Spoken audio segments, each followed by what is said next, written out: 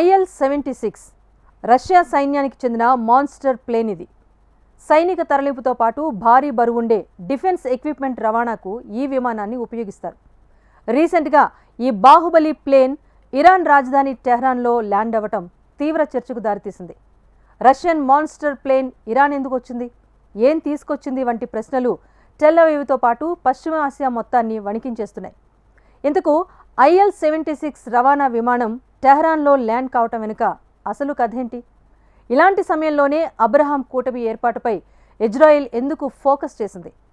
తాజా ఘర్షణల్లోకి నిజంగా ఇతర దేశాలు ఎంటర్ అవ్వబోతున్నాయా? What the story? Israel Iran ఘర్షణలోకి ఇతర దేశాల ఎంట్రీ నిజమా?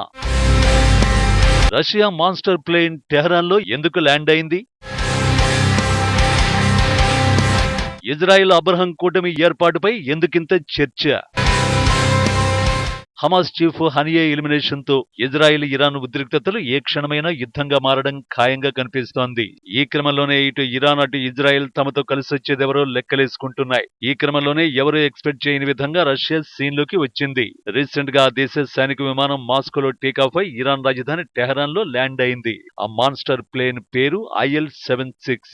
సాధారణంగా ఈ బాహుబలి విమానాన్ని సైనికుల తరలింపుతో పాటుగా భారీగా బరువుండే మిలిటరీ ఎక్విప్మెంట్ తరలింపునకు ఉపయోగిస్తుంటారు. దీంతో రష్యన్ ప్లేన్ టెహ్రాన్ లో ఎందుకు ల్యాండ్ అయిందనే చర్చ జోరందుకుంది. తక్కువ పరిధిలో విధ్వంసాన్ని సృష్టించగల అణుబాంబు ఉన్న వార్ హెడ్ ను తీసుకొచ్చి ఉండొచ్చనే అనుమానాలు వ్యక్తమవుతున్నాయి. ఆ వార్ హెడ్ కు ఇరాన్ దగ్గర ఉన్న బ్యాలిస్టిక్ మిసైల్ తో అనుసంధానం చేయడానికి కావచ్చని రక్షణ నిపుణులు అభిప్రాయపడుతున్నారు. లేదంటే multiple independent targetable re entry vehicle war head ను టెహ్రాన్ కు తరలించినా ఆశ్చర్యపోవలసిన అవసరం లేదంటున్నారు. అదే నిజమైతే మిడిల్ ఈస్ట్ లో మహాయుద్ధానికి రంగం సిద్ధమైనట్టే. Russia multiple independently targetable re entry vehicle కి ఇప్పటి వరకు ఏ దేశం దగ్గర సమాధానం లేదు. ప్రస్తుతం ఇరాన్ దగ్గర ఫతా-1 హైపర్సోనిక్ మిసైళ్లు కనీసం 40 వరకు ఉన్నాయని అంచనా. 2023 డిసెంబర్లో దూరశ్రేణి హైపర్సోనిక్ క్షిపణి ఫతా-2ని ఇరాన్ ఆవిష్కరించింది. ఇజ్రాయిల్లో ఏ ప్రాంతానికైనా చేరుకునే సత్తా దీనికి ఉంది. ఫతా అంటే విజేత అని అర్థం. దీన్ని హైపర్సోనిక్ గ్లైడ్ వెహికల్ గా, హైపర్సోనిక్ క్రూయిజ్ క్షిపణిగా ఇరాన్ వర్ణించింది. ప్రస్తుతం అమెరికా, రష్యా, చైనాల తర్వాత హైపర్సోనిక్ క్షిపణిని రూపొందించుకున్న 4వ దేశం ఇరానే. 2023 మొదట్లోనే ఇరాన్ రివల్యూషనరీ గార్డు దళం ఫతా-1 క్షిపణిని ఆవిష్కరించింది. తాజా క్షిపణి దానికన్నా అధునాతనమైంది. ఫతా-1-2లను పూర్తి స్వదేశీ పరిజ్ఞానంతోనే తయారు చేశామని ఇరాన్ చెబుతోంది. శబ్దం కన్నా 13 నుంచి 15 రెట్లు ఎక్కువ వేగంతో ఫతా-2 దూసుకు వెళ్లి 1400 కిలోమీటర్ల దూరంలోని శత్రు లక్ష్యంపై విరుచుకుపడగలదు. ఇజ్రాయెల్ దేశమంతా దీని పరిధిలోకి వచ్చేస్తుంది. ఫతా-1 క్షిపణిని టెహ్రాన్ నుండి ప్రయోగిస్తే అది టెల్ అవీవ్ ను కేవలం 400 సెకండ్లలోనే చేరుకుని ధ్వంసం చేస్తుంది. శత్రు దేశాల క్షిపణి రక్షణ వ్యవస్థలను ఫతా-2 ఛేదించగలదు. శత్రు క్షిపణులను గాలిలోనే అడ్డుకుని తుత్తునియలు చేయగలదు. అలాంటి క్షిపణికి Russia multiple independent targetable re entry vehicle warhead తోడైతే ఏం జరుగుతుందో చెప్పాల్సిన అవసరమే లేదు. నిజానికి హైపర్సోనిక్ క్షిపణి పరిజ్ఞానాన్ని ఇరాన్ ఎక్కడి నుంచి సంపాదించింది అనేది కీలక ప్రశ్న. క్షిపణి సాంకేతిక నియంత్రణ ఒప్పందం కింద సభ్య దేశాలు తమ పరిజ్ఞానాన్ని ఇతర దేశాలతో పంచుకోవడంపై ఆంక్షలున్నాయి. MTCR పై సంతకం చేసిన 35 దేశాల్లో భారత్ సైతం ఉంది. 300 కిలోమీటర్ల కన్నా ఎక్కువ దూరానికి 500 కిలోల బరువైన బాంబును తీసుకెళ్లగల క్షిపణుల పరిజ్ఞానాన్ని MTCR దేశాలు ఇతరులతో పంచుకోకూడదు. ఈ సత్తాగల మానవరహిత గగన వాహనాల తయారీ పరిజ్ఞానాన్ని ఇతరులకు అందించకూడదు. ఇరాన్ వద్ద ఇంతవరకు ఉన్న క్షిపణులు 300 కిలోమీటర్ల లోపు దూరాలకే చేరుకోగలవు. అంతకన్నా ఎక్కువ దూరాలకు దూసుకెళ్లే క్షిపణుల్ని తయారు చేసే సామర్థ్యం అమెరికా, రష్యా, చైనాలకు మాత్రమే ఉంది. అమెరికా ఎటు తన పరిజ్ఞానాన్ని ఇరాన్ కు ఇవ్వదు. అందువల్ల రష్యా, చైనాలపైనే అనుమానాలు వ్యక్తమయ్యాయి. రష్యా దగ్గర అవాన్ గార్డ్ హైపర్సోనిక్ గ్లైడ్ వెహికల్ ఉంది. ఇది ఖండాలు దాటి అణ్వస్త్రాన్ని ప్రయోగించగలదు. చైనాకు DF-47 మధ్యశ్రేణి, DF-41 అనే ఖండాంతర హెచ్జీవీలు ఉన్నాయి. DF-41 సాధారణ బాంబులతో పాటు అణ్వస్త్రాలను ప్రయోగించగలదు. తాజాగా రష్యా రవాణా విమానం టెహ్రాన్ లో ల్యాండ్ అయింది కాబట్టి అందరి అనుమానాలు మాస్కోపైనే ఉన్నాయి.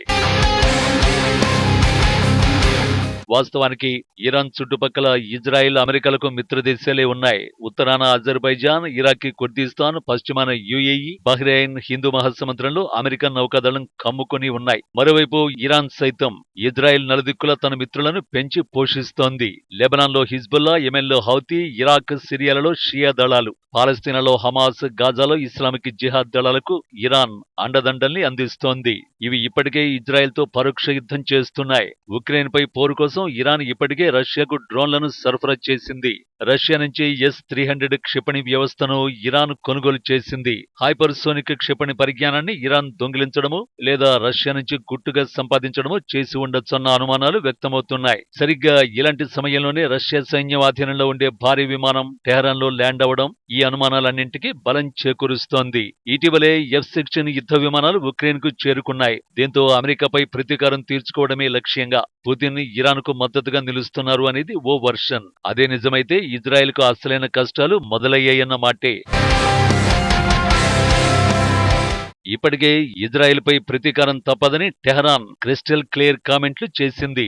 మిత్రపక్షాలైన ఇరాక్, సిరియా, లెబనాన్తో కలిసి ఇజ్రాయెల్పై దాడికి ప్రణాళికలు సైతం చేస్తోందని అమెరికా నిఘా వర్గాలు సైతం గుర్తించాయి. ఇరాన్, హిజ్బుల్లా 48 గంటల్లో ఎప్పుడైనా ఇజ్రాయెల్పై దాడికి దిగొచ్చని అమెరికా హెచ్చరించింది. ఫలితంగా ఇజ్రాయెల్ సైతం మూకుమ్మడి దాడుల్ని తిప్పికొట్టేందుకు యాక్షన్ ప్లాన్ సిద్ధం చేసుకుంటోంది. అమెరికా, గ్రేట్ బ్రిటన్తో కలిసి సమన్వయం చేసుకుంటున్నట్టు ఇజ్రాయెల్ రక్షణాధికారులు చెబుతున్నారు. ఇజ్రాయెల్ రక్షణ మంత్రి యోవ్ గ్యాలంట్ ఇటీవలే అమెరికా, బ్రిటన్ రక్షణ మంత్రులతో మాట్లాడారు.